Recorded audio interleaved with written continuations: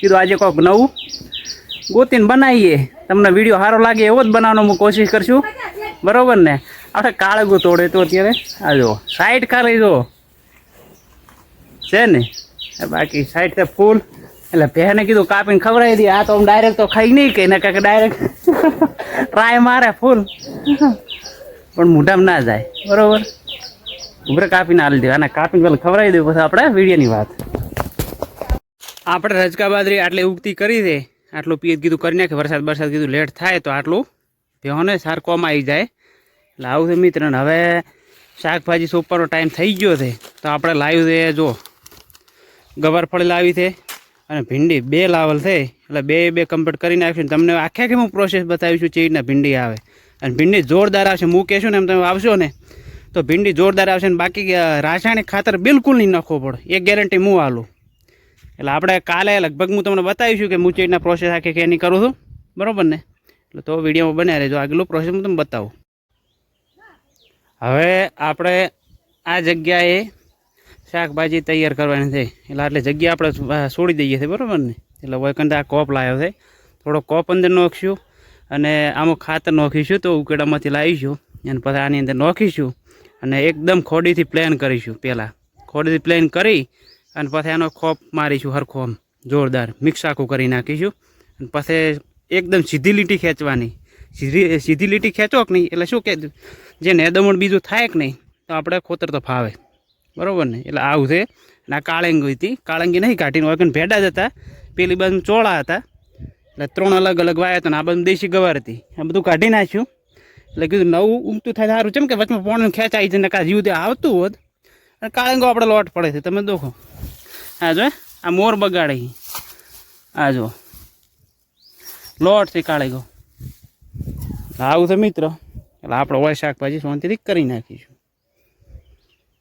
વરસાદ થયો તો મજા આવે તો જઈએ.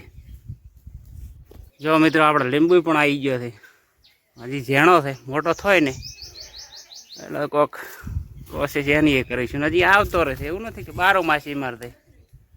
આ તો ફૂલ 2 હતો દેખાય, આ દૂર છે આરી ફૂલ.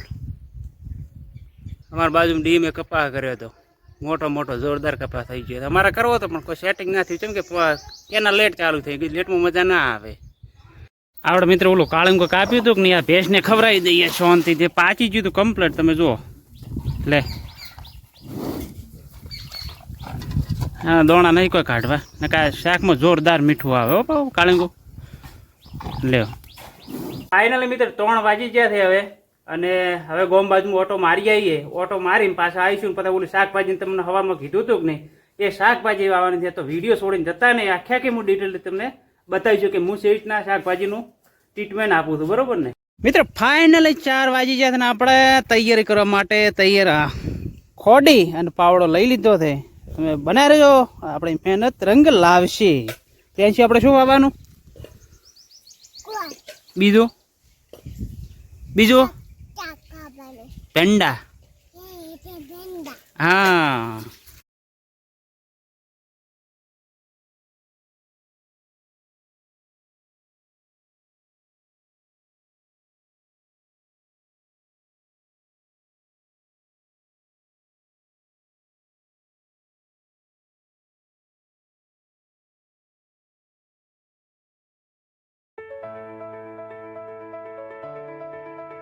આ મિત્ર ફાઇનલી આપણે તૈયાર કમ્પ્લીટ કરી દીધો. થોડું સોણ બીજું નાખી આને મિક્સ કરીશું ને હજી પાછો પ્લેન આને કરીશું. અને પછી આને અંદર ભેડા ને ગવારી 2 અલગ અલગ વાવશું, બરોબર ને?